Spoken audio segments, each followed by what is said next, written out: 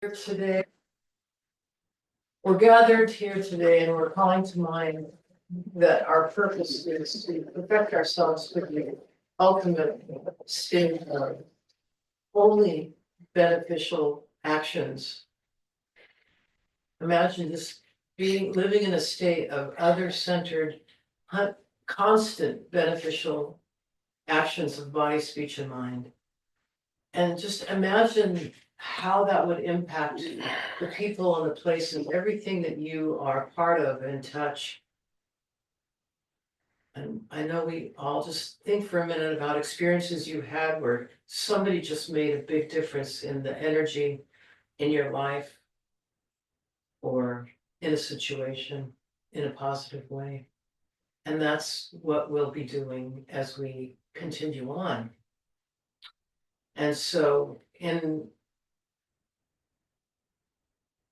that quest, we turn to this lineage and the practices and the philosophy that will get us to this incredibly wonderful altruistic state. And so we're confident in the direction. And so we're taking a safe direction towards becoming that 100% of the time,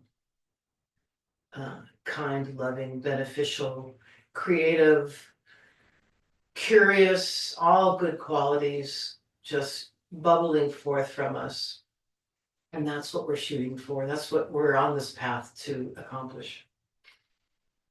And it's a step by step, wherever you are on it, the next step is the next step. So, thankfully, we have a curriculum, and let's get into it by stating our confidence in that curriculum by taking refuge in the teachers and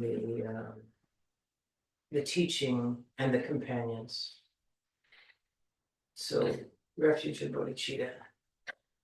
Sangye chodam soki chognam la Changchu bardu dagni kyapsu chi Daki jinro ki pe sonam ki Rola penchir sangye drupal sho Sangye chodam soki choknam la Changchu bardu dagni kyapsu chi Daki jinzo ki pe sonam ki Rola penchir sangye drupal sho Sangye chodam soki chognam na Changchu bardu dagni kyapsu chi Daki chenyen gi pe sonam gi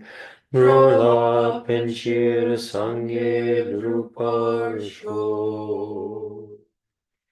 And all the Buddhas and Bodhisattvas are very happy that you joined this movement towards wonderfulness.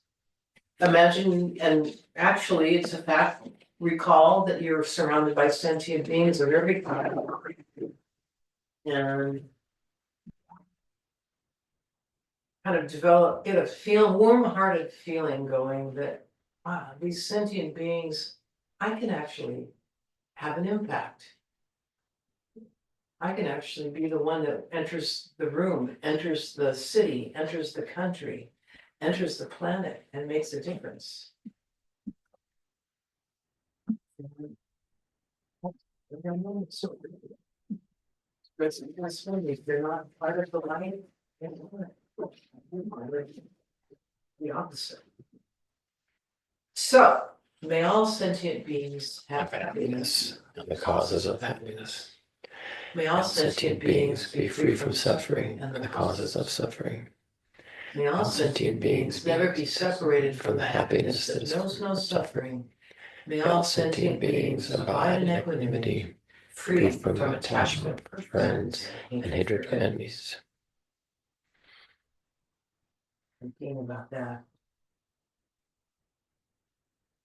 May all sentient beings have happiness. May all sentient beings be free from suffering. May they never be separated from blissful existence, and may all sentient beings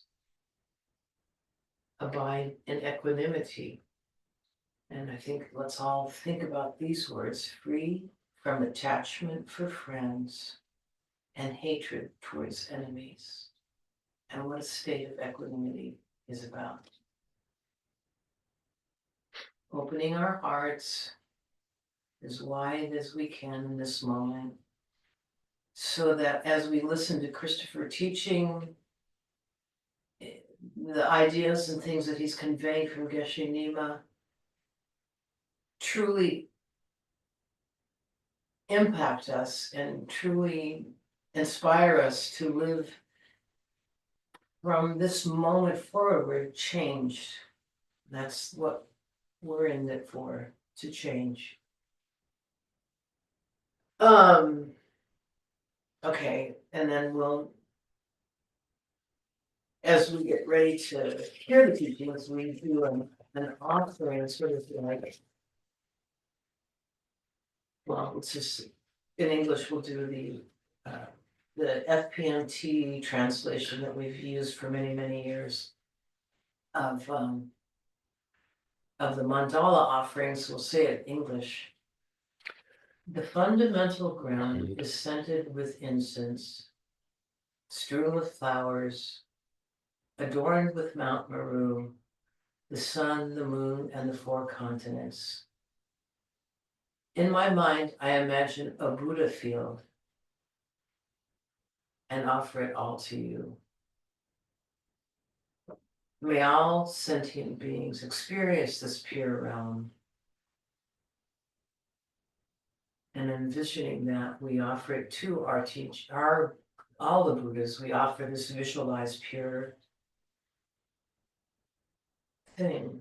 Idam Guru Pranamandalakam Niryatayami. Okay. Sorry for I lost track of the time and I was still in the other room printing things out. And Don said, "Did you know that it's 10:57?" So apologize for that. This is the second half of the final session that Geshe Nima gave in January 2025. Last week was the first half, and we went through the whole Bodhisattva vow sequence that he took us through when we took the Bodhisattva vows, and he gave us all these mantra transmissions, which we'll be talking again about or using again today in this part of the session. So that was it's very, very interesting to go through that, to just read it if you haven't actually taken Bodhisattva vows yourself but are curious about it. It's very interesting uh, to read that process and exactly understand what it is you are committing to, and this idea of vows and precepts and things like that it can scare people off because we think of it as if we break the vow or we break the precept, some of us, the way we were raised, think we're going to go to hell if we do that. Kavita used to often say, "I'm going to Buddha hell, I'm going to Buddha hell." And I would say, I don't think there is such a thing as a Buddha hell.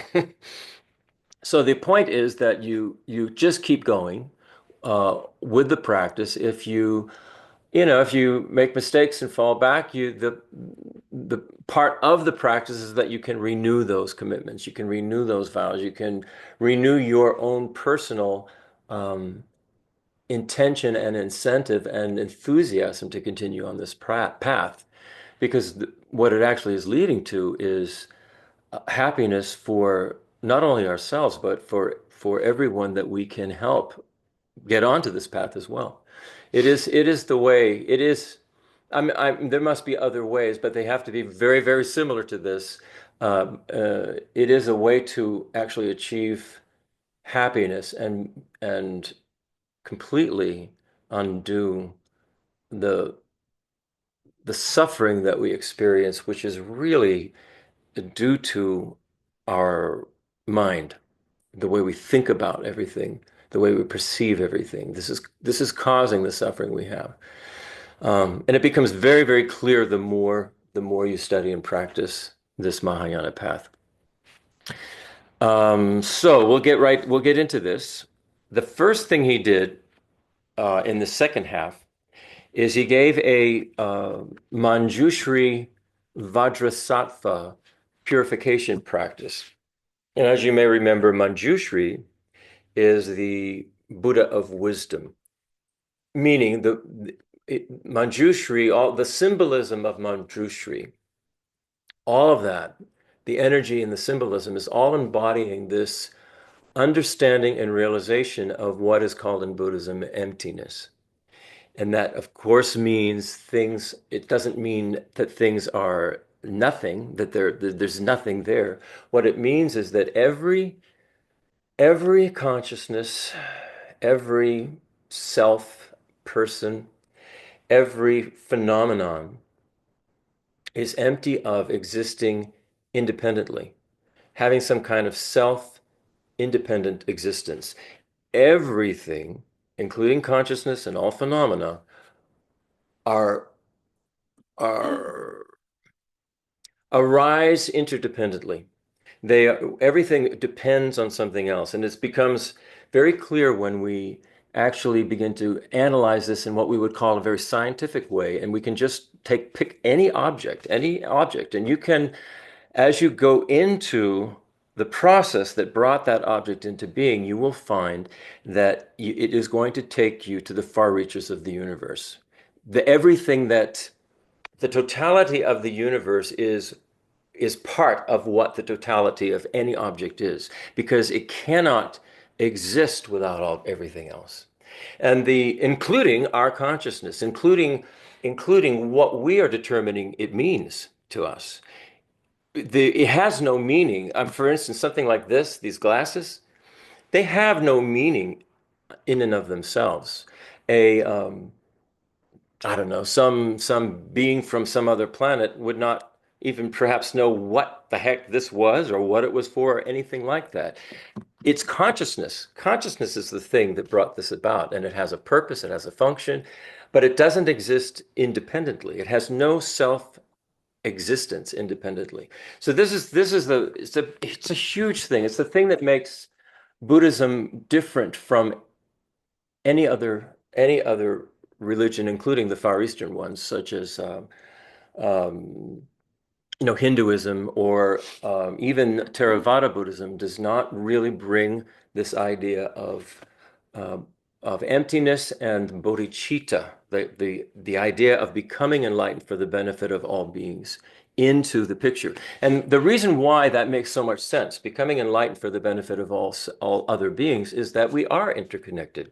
We are not individual separate beings. We arise independence upon everything else.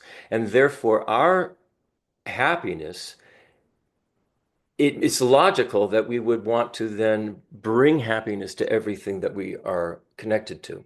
It only makes sense.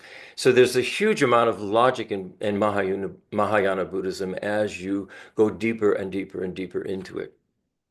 Both, I would say, what would you say? Both ethical, you might say ethical logic and scientific logic. So it's a very, very interesting path. So the first practice, what he gave us in the second half, what Geshe Nima gave us were two practices to do. So the first practice that he gave was a Manjushri-Vajrasattva purification practice. So of course, Manjushri, as I said, it's about wisdom. It's about this interdependent nature of everything. And then the Vajrasattva practice is a purification practice where one relies on uh, mantras and what those mantras mean, as well as the energy that develops from reciting that mantra. And it also relies on visualization. So what we're talking about is with any kind of Vajra practice, any practice that has Vajra in front of it, is talking about the aspect of the Mahayana path that has to do with what is called Vajrayana, Tantrayana, or Mantrayana. They're all sort of synonymous. So what this means is when we're talking about the tantric path or the Vajrayana path or the Mantrayana path, is we're using visualization of very potent psychological symbology and as well as energy that is within our body. So we're working with our channels and winds, the energetic, the chakras, the channels, the winds, everything that is energetic within our body. We're working with that.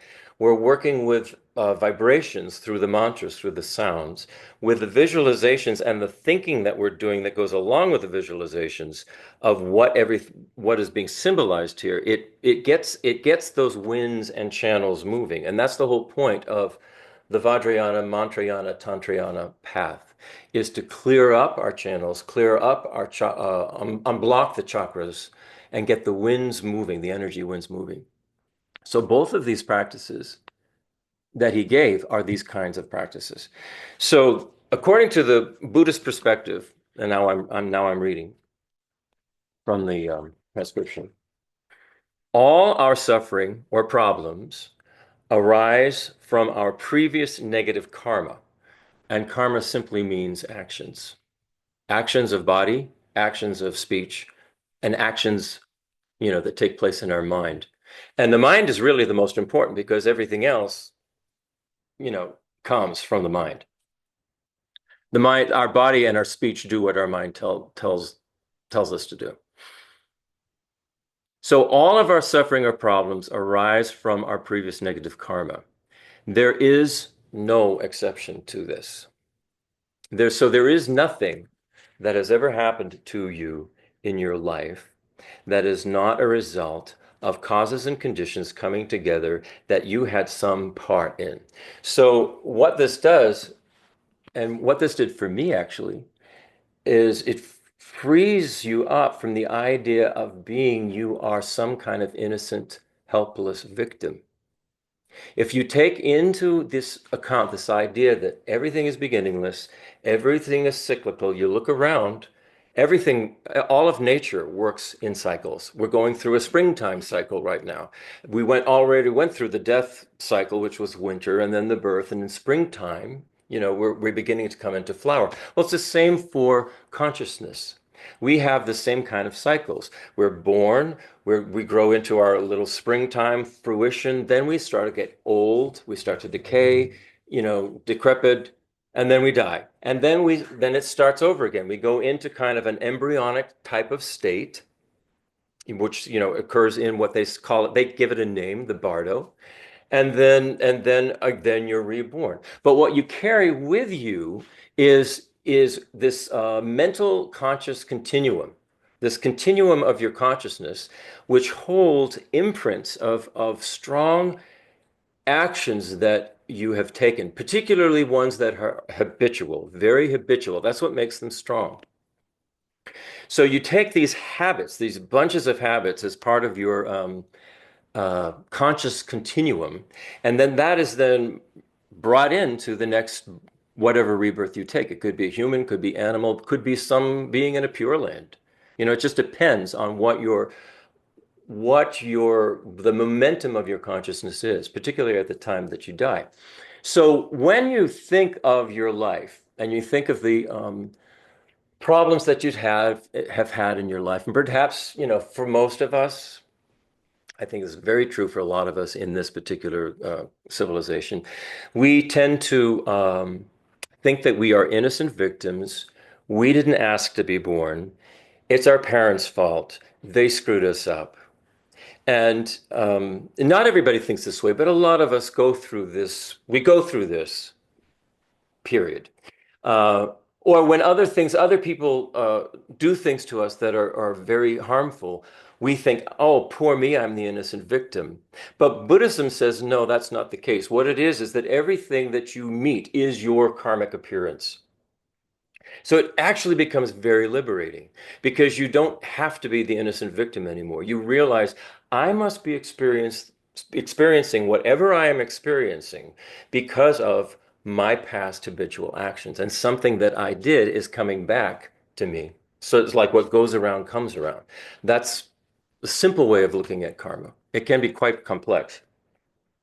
But what it does, and what it did for me, is it completely got rid of the idea that I am some kind of innocent victim, that something has been done to. And I was able to take full responsibility for the things that happened to me, particularly when I was younger, that were traumatic, difficult. And I think we all have those kinds of things. And some of them, they happen, they continue to happen as we're adults. And so it's as if we don't understand that particular aspect of what the Buddha was saying, is that we are, everything that appears to us is our own personal karmic appearance. And so how we respond and react to that makes all of the difference. So one of the things that you can do about what we call negative karma is some of these purification practices. So we can purify those negative karmas, and we have the way or means to purify them through the practice of what are called the four opponent powers. These opponent powers are the power of regret. You regret the action that you did. You're sorry that you did it. You wish you hadn't done it. It was in anger or in the heat of the moment or in a very self-centered way you did something, and realize that it hurt not only yourself but others, and you regret that. So that's one of the first things you have to do, is to regret it. We so often go, it's not my fault, it's not my fault, it's their fault, bad them. And we have to grow up and realize that no, I have a part in all of this, and I regret any part that I played in this.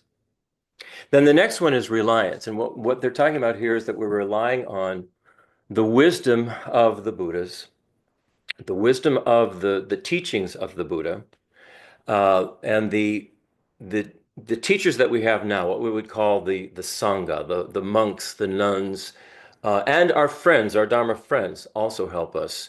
And we rely on, the Buddha, Dharma, Sangha. So we have regret for an action we did. We're relying on the teachings, the teachers, and the Sangha and our friends who are on the path with us. And then the third opponent power is called the remedy.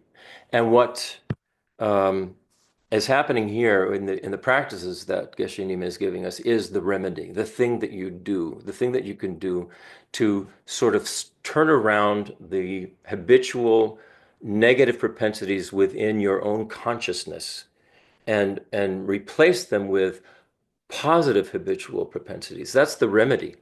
That's the remedy. And then the final opponent power is called resolve, and that is we resolve not to do a particular negative action again, if at all possible. Sometimes the habits are so strong that we know we're probably going to do it again, and then we just go through the process again using the four opponent powers, and eventually it lessens and lessens and lessens, and we can replace the negative action or the negative propensity with the opposite positive one. So what we do is we use these four opponent powers in combination with the visualization of Vajrasattva. We talked about this way, way, way back. Vajrasattva is a particular deity in the Vajra family that is the whole point of Vajrasattva is to help us purify our negative habitual propensities. And this particular, in some cases, they actually say there's the Vajrasattva really represents the being that we're going to become.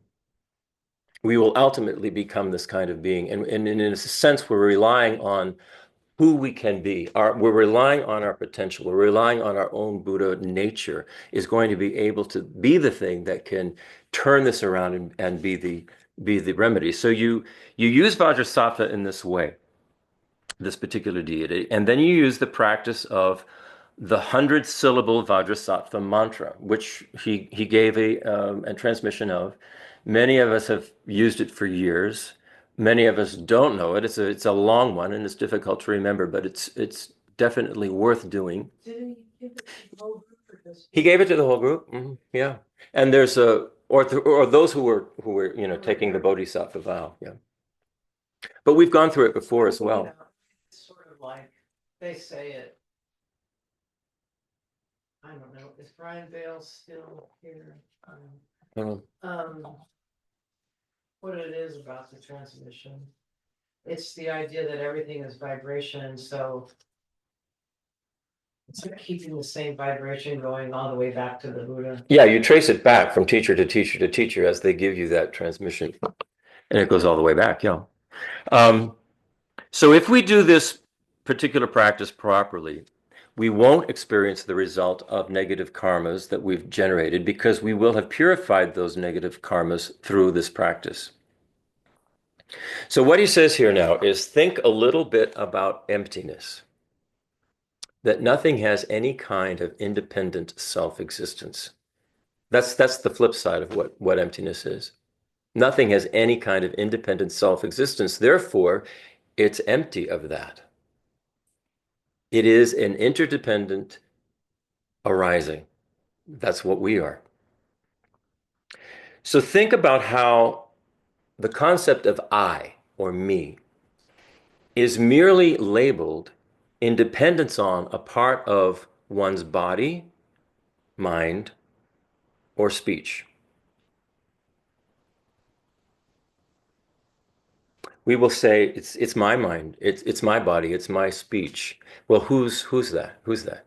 Where can you find that other than somewhere in the mind, the body, or the speech? And what it turns out is you actually won't find it. It is merely a label placed on top of body, mind, and speech. There is no I apart from body, mind, and speech. We think now about the emptiness of our I, this concept of me, the emptiness of that. It has no inherent, independent self-existence. And through that emptiness, as we discussed before, this was in other sessions, we now visualize ourselves as Manjushri. And Manjushri is the Buddha of wisdom, very youthful in appearance. Um, the right hand is holding a sword that is flaming. It's a double-edged sword, and it has a flame at the end. And that sword represents non-duality. The flame wrapping around the sword and encompassing the whole thing is that there is no, everything is non-dual. Duality means things are all separate, independent, self-existing the way they appear to us. And they say that appearance is illusory. Things don't actually exist that way. Things exist interdependently. So this sword of Manjushri, it's cutting through duality, and it's saying that things are actually non-dual. Then in Manjushri's left hand, at Manjushri's heart area, where they say in Buddhism, our consciousness, our main consciousness, or our clear light mind the clear light mind resides in the chakra area at the heart. So Manjushri has his hand at the heart and is holding a stem of a lotus. And that lotus is curving up and going to Manjushri's left ear. And inside the lotus, the open lotus, is a scripture. And the scripture is the Buddha's Heart Sutra, which is the explanation of emptiness, of dependent arising, how things have no independent self-existence whatsoever. And so that is blossoming from his heart and has the non-duality here. And so you think of that image, that being, and you imagine that you are that being. It's a beautiful saffron color, very young, energetic, strong, and you visualize these particular aspects so that you're hearing the Dharma, you're hearing the Buddha's teaching on the emptiness. You're beginning to think about or comprehend that things don't exist dualistically. They exist interdependently. So that's what you imagine yourself as. So he's saying here,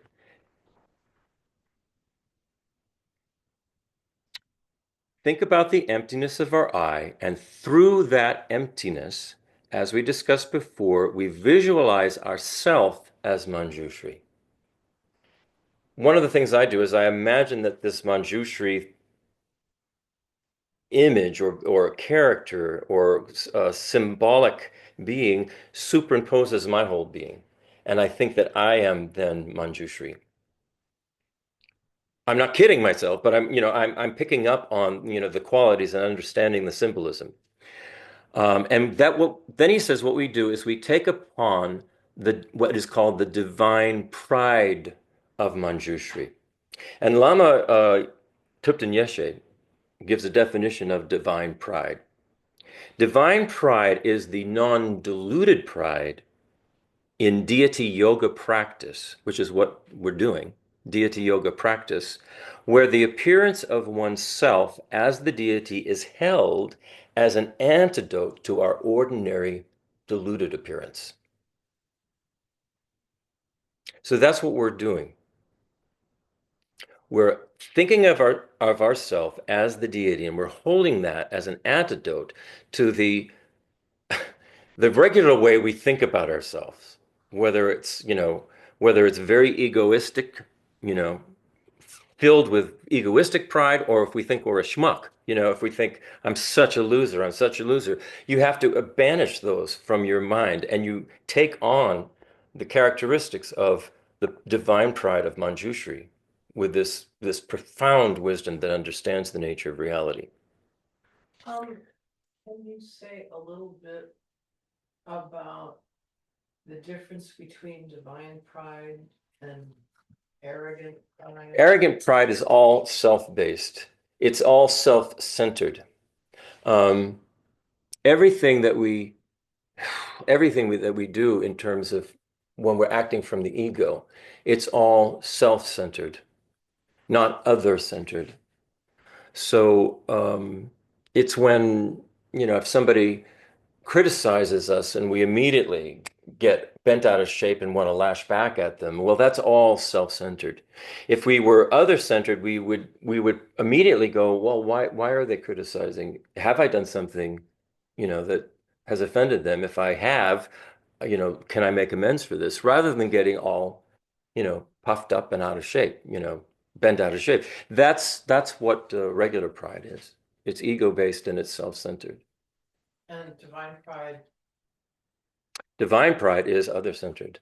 Divine pride recognizes the interconnected, interdependent nature of everything. Everything. You say it's sort of like bringing to mind your the potential, your good qualities Right. and the potential. Right. I'm looking. Here's the thing, if you think again about Manjushri, and he's got his hand holding the stem of the lotus. So what this lotus represents is our Buddha nature, our ability to blossom into a fully enlightened being.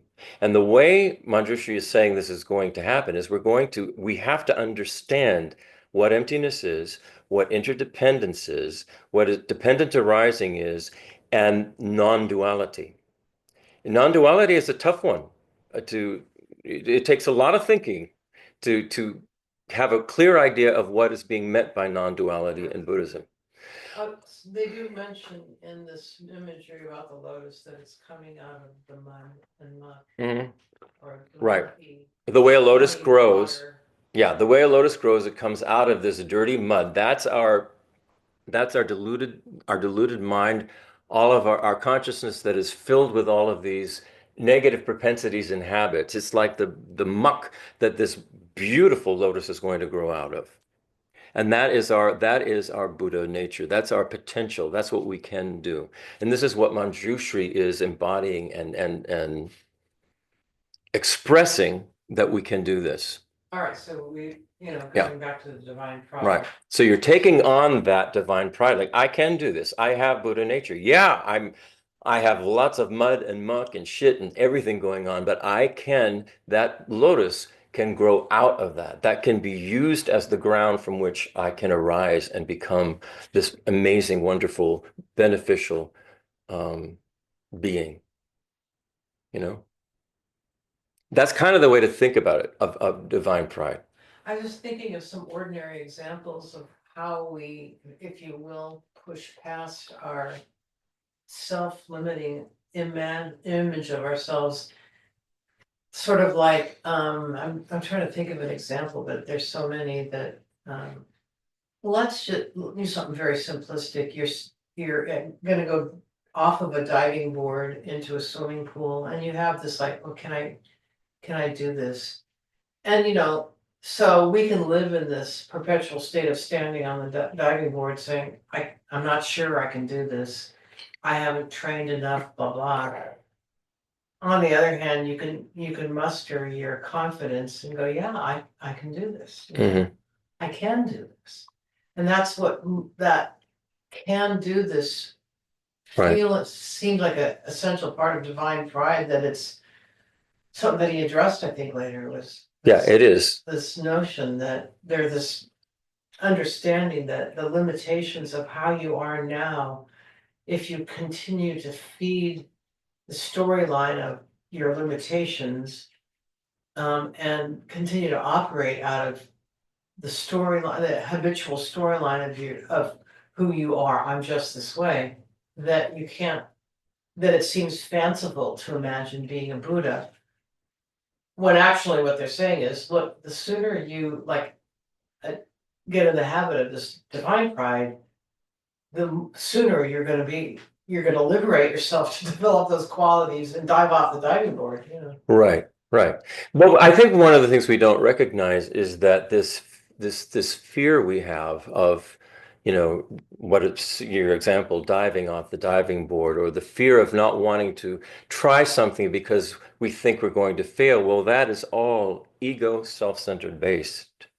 We don't realize that. Yeah, and this You know, context of I want to say one more thing. And so that when we get down on ourselves and we get depressed and fall into depression, that is ego, self-centered based. We are not, we're closing in and saying it's closing in on the self-centeredness and not recognizing the entire cosmos out there that we're interconnected to. Of course we can dive off the diving board. Of course we can be a great basketball player if we want to be, or a great musician or a great singer or whatever. We can do it. But we feel so limited because we feel like we're this separate little self, this me, very caught up in our self-centeredness, and rather than opening up to the whole vast interdependent thing that we're connected to. there's something, that self-centered thing, there's something unfortunate in our society. Uh, in general, if you say, well, I'm working to be a Buddha, you can imagine yourself harboring the idea of, well, that's kind of arrogant and egoistic. Right, So right. it's good to be aware of these factors that we Yeah. have floating around in our. We have wrong ideas, basically, and all we have to do is just correct them and get the right understanding. And then a Buddha doesn't seem like such an impossible thing to accomplish. Yeah. It's just going to take doing I it. think it's just sort of like pushing back from like, that'll never happen, it's forever. Yeah, and like, I'm such a loser. Yeah. I mean, we're hard on ourselves. That's the problem. It's almost like we're doing more damage by, in a weird way. We are not losers. None of us are losers. Okay. We have to just get that out of our head. We have to realize that loser mentality is ego-driven, self-centered driven.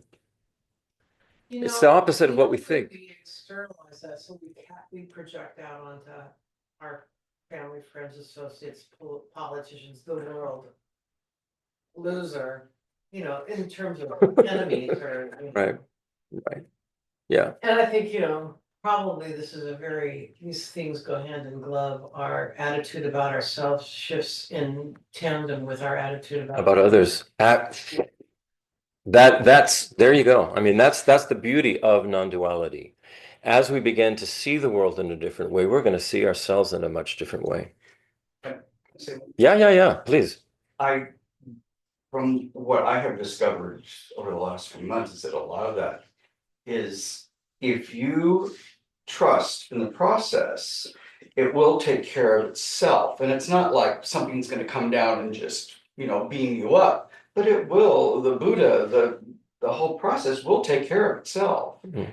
And we have a part in it. Yeah, Yeah. well, no, absolutely. Yeah. You have to get your mind in the right space, but it's a beautiful thing. And there is, I think, eventually generating bodhicitta comes from being genuinely happy and joyous in this process.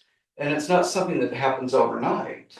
Right. But bit by bit, you peel the onion, and it's going to happen. And it may not be in this lifetime, but it's going to happen. So what's You just keep on it. Just Keep rest going. in it Yeah. and not, and it's hard. I mean, I know that sounds simplistic on one level, but at the same time, loser, whatever mindset you have about yourself, it can change. It will. Yes, it can change. Absolutely, it can change. I mean, I think you and I have both experienced many, and we've experienced. Yes. I can remember thinking what an incredible loser I was when I was probably 12. And just, depressed, crying, and but that all can change depending on the things you learn and the people you take as your teachers and how you grow. And I mean, it can all change. And trust in the process and not worry about what other people think of you. Yeah. Not in an arrogant way, but right. It really, has nothing to do with them. It doesn't. It really does. Ultimately, yeah. What you think in your mind that they're thinking of you has nothing to do with this. Yeah. Because it doesn't really exist. We don't really know what other people. It's all in our mind. It's like sticky gum. You can't get it off your Yeah, fingers. yeah. So just Well, thinking, get rid of it. sort of thinking, let's just say our view of others unfolds in a positive direction at the same pace our view of ourselves. Yeah. Mind, like just say if there's somebody in your life that I know, like, for example, I work with somebody who really thought I was incompetent and reckless. I was reckless, and I was confidently reckless. Yeah. But in any case, No matter what you do, you're confident. all I'm saying is this doesn't apply, but without all that bullshit, sorry, but the main point I was trying to make was in the same way that I recognize my attitude about myself is moving at the same pace as my attitude about others. So in a way, seeing these external reflections as a reminder, it's like, I have Exactly. I have a lot more. Yeah. And it doesn't mean that you're not going to fall back into that for a minute and then Yeah. just remember non-duality and there you go, you're back there. Okay, so I'll just go through this because this will all be in the study guide, and there are links to the images of these deities and all that kind of stuff in the study guide. But there's not all that background that we were just talking about of our own personal experience of going through this process. So as Manjushri, you visualize Vajrasattva upon your head. Vajrasattva is white in color, and there's a link to Vajrasattva in the study guide. You imagine in this way, and then you remember the negative karma or actions you have created in this life and accumulated in numberless previous lifetimes. Imagine or visualize those negative karmas in the form of black dust or garbage, and imagine your body is like clear crystal that's filled with all of that garbage in the form of dry dust. Sometimes they'll say black smoke as well. Vajrasattva, the white Vajrasattva, is already visualized at the top of your head. Now visualize Buddha Shakyamuni and all the bodhisattvas around you as well. We imagine that we kneel down in front of them, remembering that if we don't purify our negative karmas, the result will be that in the future we'll experience the negative consequences of those karmas. Like what I was saying, what goes around comes around. So now we feel regret. I regret having done this karma or this action or that action. We think about our negative karma as if we had taken poison, and we have so much regret that we took that poison. And we want to get that poison out of our system. When we feel regret and repentance toward those kinds of negativities, this is what is called the opponent power of regret. Then we take refuge and generate bodhicitta, very similar to what we do at the beginning of class. The negative karmas we have accumulated are either related with sentient beings or the objects of refuge. They're either related to sentient beings that we know, or they're related to, our teachers or the members of the Sangha or the Buddhas, the way we have thought about all of that in our mind. So taking refuge and generating bodhicitta serve as the power of reliance. We're turning back and relying on them. We're relying on their guidance. We're relying on their help. We're relying on them showing us the way and how to do this and the steps to take. Just the way we would rely on an expert teacher who was teaching us a particular skill. We may sometimes get upset with that teacher or frustrated, but we realize without that teacher, I'm never going to be able to be the great athlete or the great artist or the great musician or the great scientist. We rely on our teachers. And this is what we're talking about in the spiritual path. We're relying on these spiritual teachers.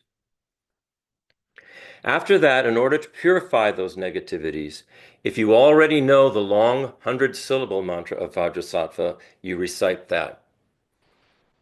If you haven't learned the long mantra, you can repeat the short mantra of Vajrasattva 7 times. And in the there's also a sheet that I'm going to be sending out with the. I haven't sent out the study guides from last week or the video from last week yet.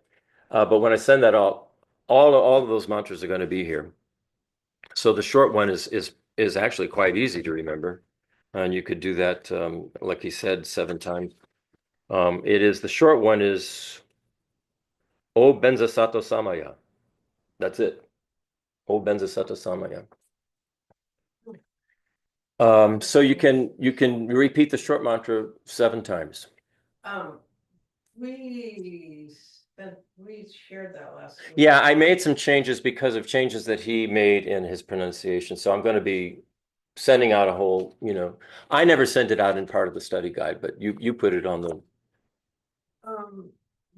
chat, I think, when we were doing it last week. But let's keep going. Again, what you do is you imagine a lot of nectar emitting from Vajrasattva, who is on your head. You're Manjushri, Vajrasattva is on your head, and a lot of nectar is coming from Vajrasattva. The nature of the nectar is in the form of 5 colors of light. So it's like rainbow light energy that's pouring into you from Vajrasattva, who's on your head. You are Manjushri, and you have all of this black stuff inside, and you're clearing that out. The nectar enters your head and goes into your body. Don't think of your body as flesh and bone, but like glass or crystal. The 5-colored rainbow-like nectar purifies all your negativities. It drives them down to the base of your body, and you imagine those negativities exit you permanently. So while you're imagining all of this, you're saying the mantra. You don't have to say it out loud. It's very good if you can even whisper it. So if you get the air moving in and out through your systems. So if you were to go, what was the first one? It's actually on Vajrasattva. It's not. Yeah, but the way the teachers, there's one way, and both are fine. Om Vajrasattva Hung is fine. That is the Sanskrit. The way the Tibetans have taught it to us, and this is also fine, is to go O Benza Sattva Samaya. Well, not, I know I should go, but anyways, hey, I wanted to say a good thing about this. If you think of your karma actions, like when you throw a pebble in the lake and starts to send out ripples. So what essentially on an energetic level, these opponent powers in this practice are things that you're now intentionally sending out different vibrations that will act to depotentiate. So there's actually like a scientific way, it's not magic in this sense of like, well, this is, I don't know, I don't even know. Well, right. That takes a lot for us to get over, but none of But it's like magic. Especially, most of us have scientifically, or we have Western scientifically minded minds that it will help us to feel confident that this is actually doing something. Mhm. This isn't just some magic potion where some Vajrasattva is going out and somehow mysteriously undoing, me having to get killed in another lifetime, Neuroplasticity. What we're doing is I think it's we're more than that, because it's even beyond the nervous system, it's just the pure energy of it. But it's the same point, yeah. these are aids in helping us change our own consciousness, the way we habitually think, act, and speak. That's what these processes are doing, and clearing out those habits that we want to clear out. A thinking person has to go, let's just say, you stole some money from somebody who really needed it. Robbie had somebody steal $10,000 from him. All right. So you've stolen, and now here you are practicing loser, and you regret it. So I think it's helpful to find a way to think how doing this practice can actually depotentiate. I stole 6 months ago. How is me saying this mantra today going to depotentiate the karma, that's been the results of the actions I've already done? Yeah. That's what I'm looking at. Yeah. Right. If you go deeper into the Vajrasattva practice, you will see that there are 10 positive actions that we do of body, speech, and mind, and there are 10 negative ones, and they are the opposite of one another. So what we're training our mind is to stop doing things like lying and train our mind to start to tell the truth, to stop doing things like divisive speech and train our mind to use inclusive speech, to stop doing things like killing other beings, and to train our mind to protect the life of other beings. And the more we do this practice with these thoughts in our head, not like magic, but we're training our mind to behave in a different way, we will change. I think the past things, like, I understand that we're transforming ourselves as we go forward. What I'm addressing is the regret we Right. feel something All right. 10 years ago. There's no other moment than the present moment. There is no other moment. There is no past. Right. The past is a concept. The only moment of experience any one of us has is the present. Said those things that happened to you when you were a teenager were the result of your past action. Right, because we carried it with us. And so the question becomes, how does this current day practice undo things you don't even know you did in past lives? I'm just Right. Maybe you don't know that you killed in a past life, but what the Buddha is saying with these 10 negative actions and 10 virtuous actions is that these are things that everybody has done or has the potential to have done. And so in order to depotentiate all the negative ones, you begin to train yourself to behave in the positive way. And as you're training yourself to behave in the positive way, you are changing the shape of your mental continuum.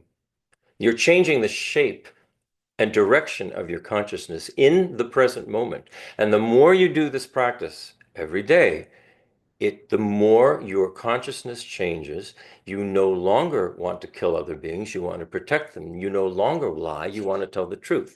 these kinds of things. So, and that is all happening in the ever-present now. So you're no longer carrying that negative karma with you into, quote, the future. You've changed your mental conscious continuum. That's what these practices are about. So as you go forward, that's what you're going to be experiencing, the results of those, what your consciousness is. And I've experienced some of the results already. There's a squirrel that is in my yard that's still alive.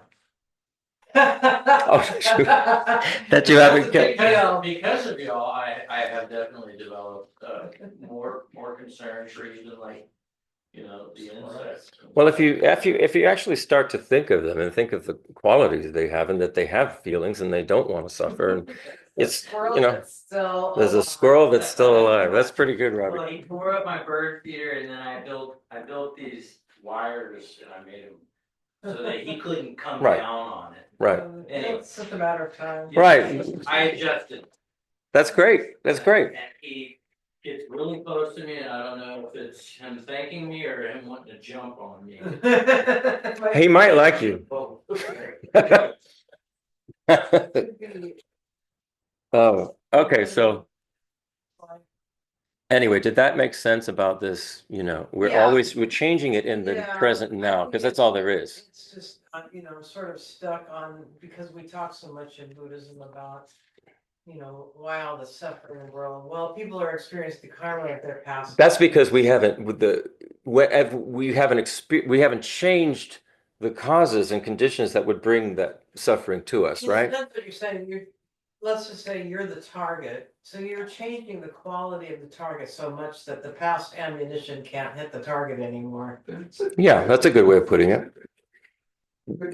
Another way is that the past is always, it's either with us in the ever-present moment because we're carrying it with us, or it's not because we've let it go and put something else in its place. That's, to me, is the more realistic view of what we're talking about, you know. Okay. For that aside. So all your negativities, so you recite the second, so this you imagine that the five-colored rainbow light nectar purifies all your negativities. It drives them down to the base of your body, and you imagine those negativities exit you permanently. And of course, that what he's saying, that's the case, because if you are actually changing the shape of your mental continuum, and you're doing this on a regular basis, they are permanently exiting. They're not going to hang around you. You're not going to experience the results of, you know, killing and stealing and lying, because you're ridding your habitual propensities for that. And as you go forward, you know, and when you go through all of the other qualities, these are qualities you want to only be beneficial. You don't want to harm, you know. So you're changing the way you think about yourself and everybody and everything else with this practice. It's an amazing practice, but it takes doing it, and it takes time. It takes doing it for a good period of time. So then you recite the 7 repetitions again. Again, you imagine the nectar emitting from Vajrasattva, filling you up. All the negativities are driven away by the nectar, and you do it a third time. And this time he says the nectar comes from both the top down and the bottom up. So it's coming from both ways. So what I do a lot of times is I will put a Vajrasattva at my head and a Vajrasattva at the base, and there's all this light, and the light's going into me, and it's driving all of these negativities, this muck, you know, to the center, and then it just is going out of the system. And what he says here is,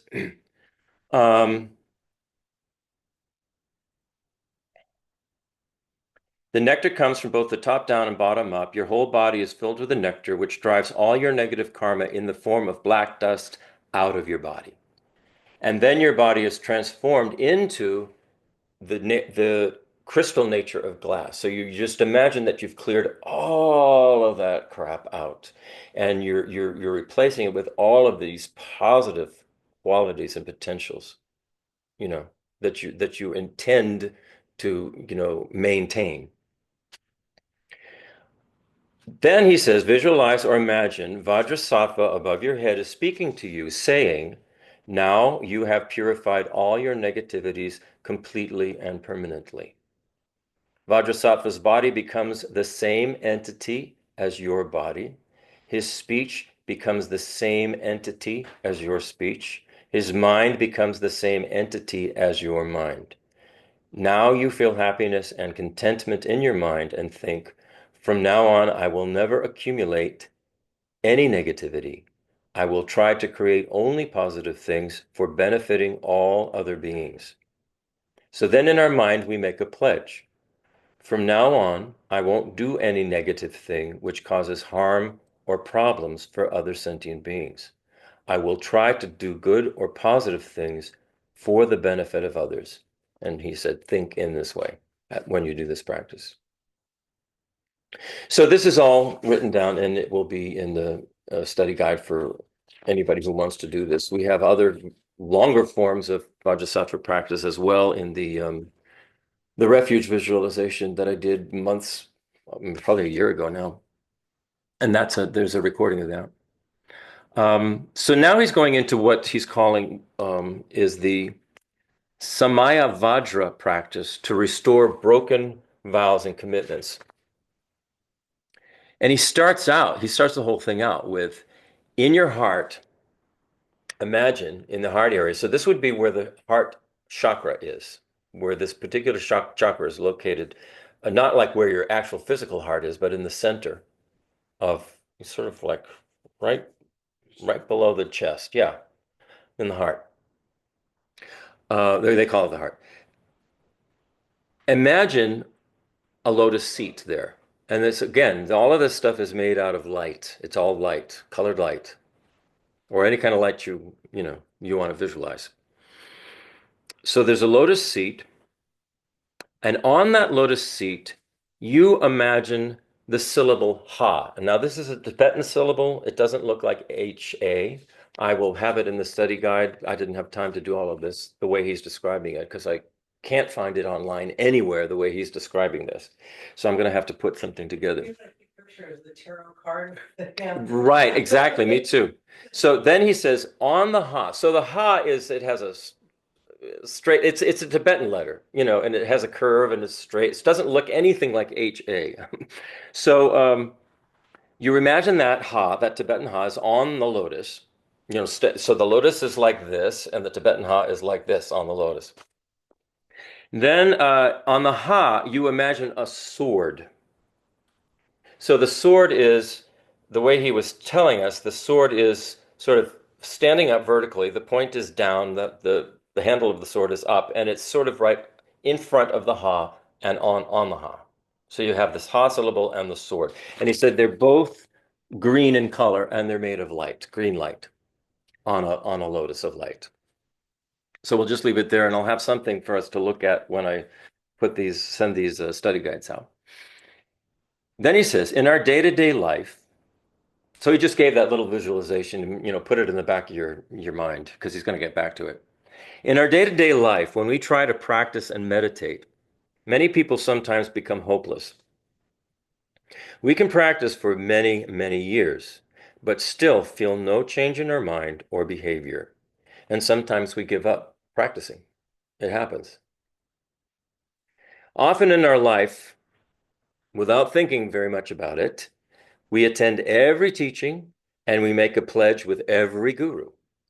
And we go, I'll do this, I'll do that, I'll pledge to do this, I commit to do that. And, it's because it's the thing, you just go into the teachings and you're not thinking about it and you just think, oh, this is great. I'll, do this and that.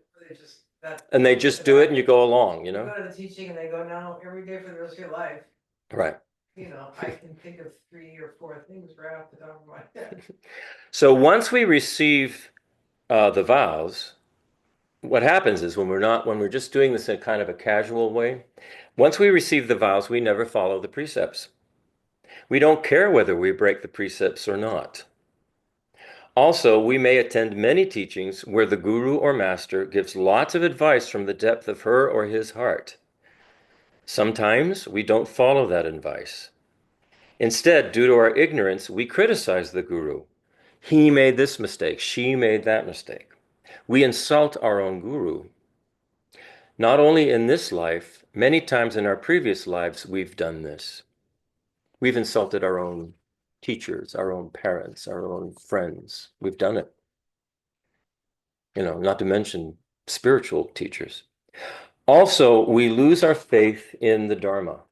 We lose our faith in the Guru, and then we lose our faith in the Sangha. And we develop disrespect for the Dharma or Guru.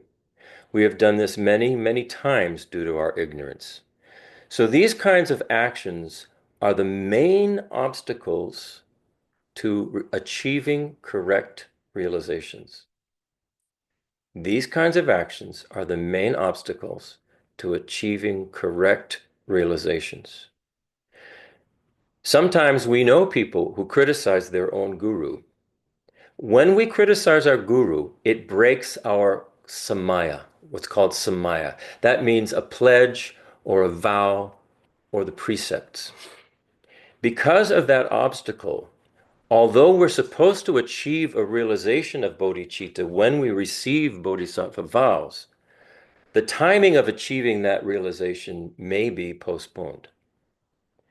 Through the practice with Samayavajra, the pledge Vajra, we can purify all those obstacles and be more qualified to practice and achieve our own realization.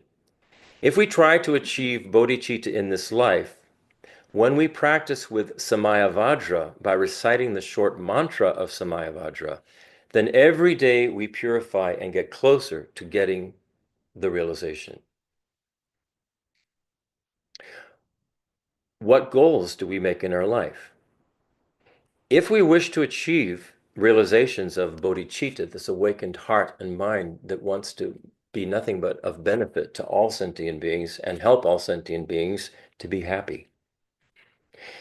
If we wish to achieve that, a realization of that, or a realization of great compassion, and a realization of the wisdom that realizes emptiness, we follow the instructions of our guru and we make effort. Sometimes we become hopeless. Although we persist in our practice, still there is no change. At that time, we shouldn't blame the teaching or the teacher. It is because we're lacking in some part of the practice that will enable us to get that realization. Through our practice with the Samayavajra mantra, we can clear away all those obstacles which we have created in the past. Like I said before, we imagine a lotus in our heart. Seated on that lotus is the Tibetan syllable ha, green in color. On the green ha in front of it, there is a green sword. Then imagine the ha and sword transform into the deity Amoghasiddhi. And there will be a link to a very lovely picture of Amoghasiddhi. Amoghasiddhi is one of, they're called the 5 dhyani Buddhas. What's the significance of that? They're the Oh wow, there's a lot there. When you're doing like Why do we need to know that there are such a thing? they're Buddhas. Amoghasiddhi is a Buddha, and these 5. I'll put more information about that about the Buddhas, but they're 5 like what would you call them? Main Buddhas. They represent different characteristics that you could say of Buddhas, of a Buddha, or aspects. So you imagine that the ha and the sword transform into the deity Amoghasiddhi, who is one of the 5 dhyani Buddhas. Amoghasiddhi is located in the north cardinal direction. This is what Geshe-Nima said. He is green in color, seated on the lotus. Then you recite the Samayavajra mantra, which there's one version, there are 2 versions. Om A Prajnadrik A Hum. Om A Prajnadrik Ha Hum. An alternate pronunciation of the mantra can be used, which is Om A Transatrika Hum. Either is okay. Recite the mantra 100 times or for a full mala, a full mala of going Oma Transa Trika Hum, Oma Transa Trika Hum, Oma Transa Trika Hum, Oma Transa Trika Hum, Oma Transa Trika Hum. And you're imagining Amoghasiddhi Buddha, and then there's these qualities about Amoghasiddhi that I have a link to. And so you can think, same as you would with Manjushri, you'd think of what the symbolism, the psychology behind all of this is. Imagine, as we did before, lots of nectar emitting from Buddha Amoghasiddhi. Then you think of all the obstacles that were created from disrespecting the Dharma, disrespecting the Buddha and your guru, and the negativity created from not following your guru's advice. There were times that we promised or pledged in front of our guru to do certain things, but we could not fulfill their intention. So think of these kinds of obstacles or hindrances in the form of black smoke or dust in your mind, your body, and your speech. And the nectar emitting from Buddha Amoghasiddhi purifies each and everything completely for good permanently. Again, this is the exact same concept as what we were talking about with Vajrasattva, and that as we change these habits that we've engaged in and feel so bad, and we're carrying this guilt and regret in our system, as we purify with our own mind and do this and make the change in the present moment going forward, then we have purified that. And we just keep doing that. We keep going with that direction. It's all about turning around our continuum of consciousness so that it all is becoming more and more and more positive every day through these practices, so that we are eliminating all of these negativities, this guilt, this regret, this harboring anger and hatred, and all of these things. We're getting rid of that. We're cleansing our own uh, continuum of consciousness of that. And as we go forward, that's all that there is. That's what we are generating, and that therefore is the karma that will be coming back to us, because that's the way we're going to be seeing the world. We're going to be seeing all beings that in that light. So it's powerful, and it's not magical. It's psychological. It is 100% psychological.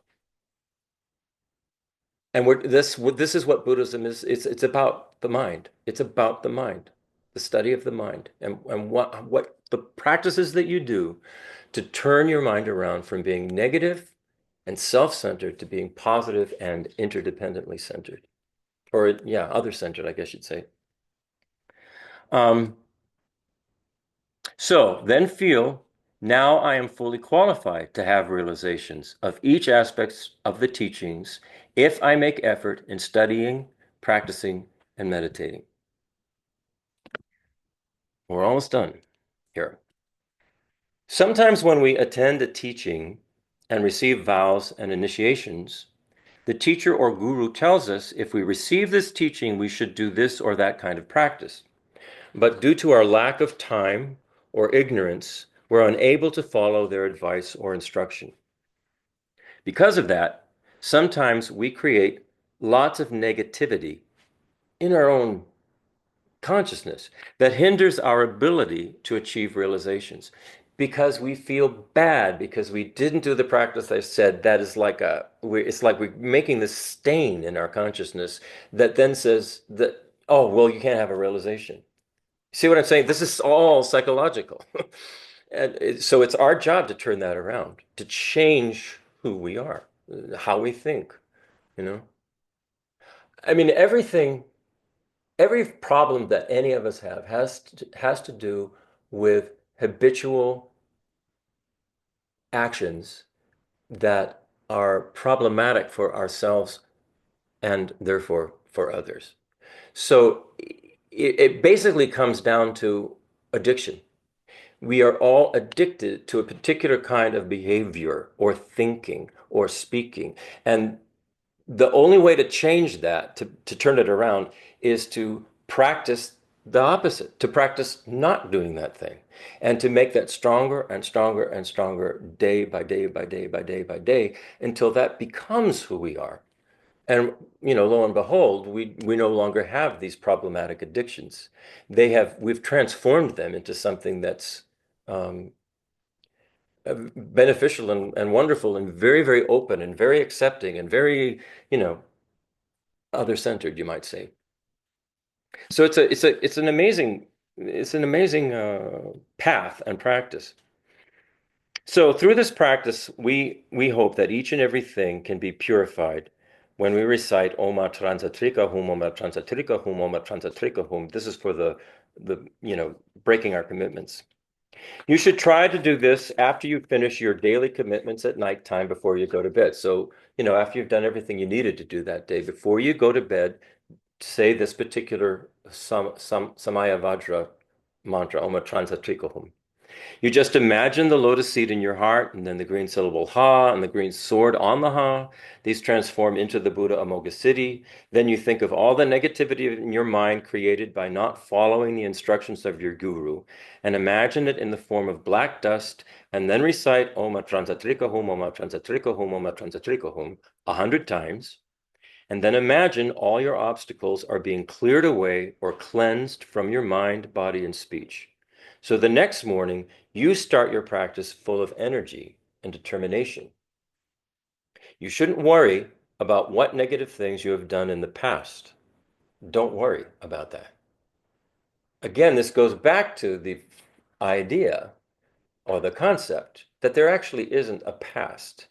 We're just carrying everything with us moment by moment by moment. And as we change who we are, we're changing what we think of as the past. We're changing.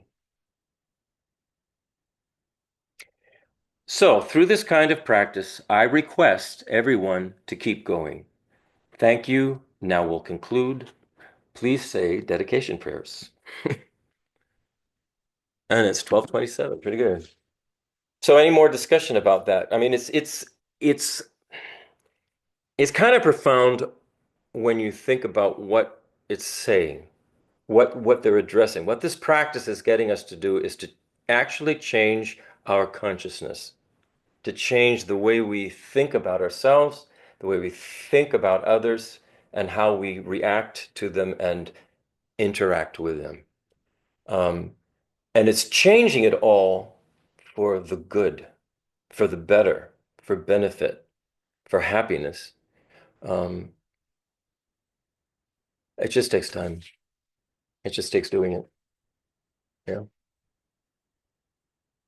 Thank you.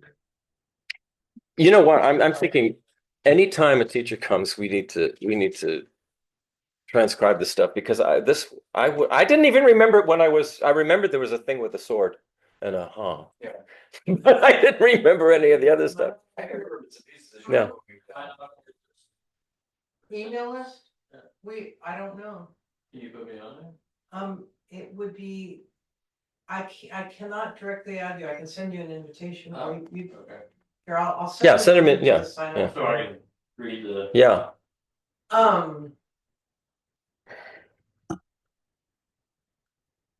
So thinking that today, Christopher, scattered the seeds or planted the seeds or offered to us the seeds of ideas of practices and ideas and ways to think that Geshe Nima shared. So all those seeds come in the form of words into our ears, into our mind. So may those ideas and practices take root in our hearts and minds so that we live into them. May they sprout and grow and increase forevermore. So we say it, may the precious Bodhi mind not yet born arise and grow. May that born have no decline, but increase forevermore. And this is talking about this aspiration to become this amazing being that we've been talking about, that we have the potential to become. And so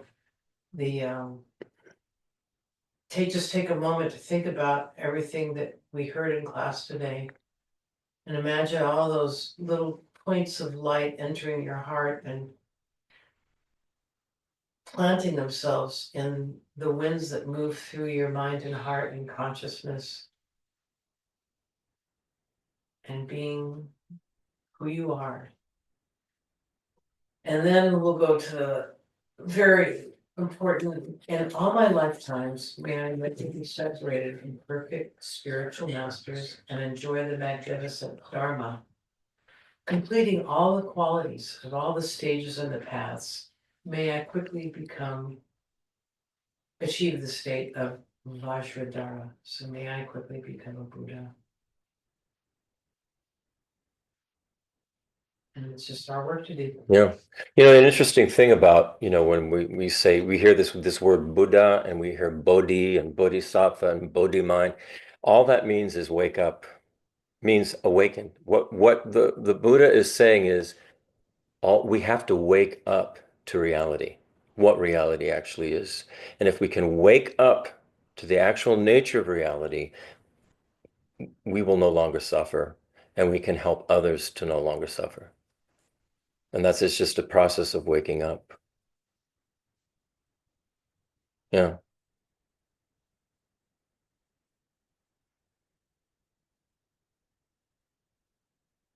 Waking up to all, you know, the potential for all the goodness that's possible. Yeah. Just given the right causes and conditions, you know, it can be an incredibly wonderful experience, life. All right, it's 12:32. Any Okay. comments or questions or anything from the Zuma sphere? The Zoomosphere. Okay, crickets. All right.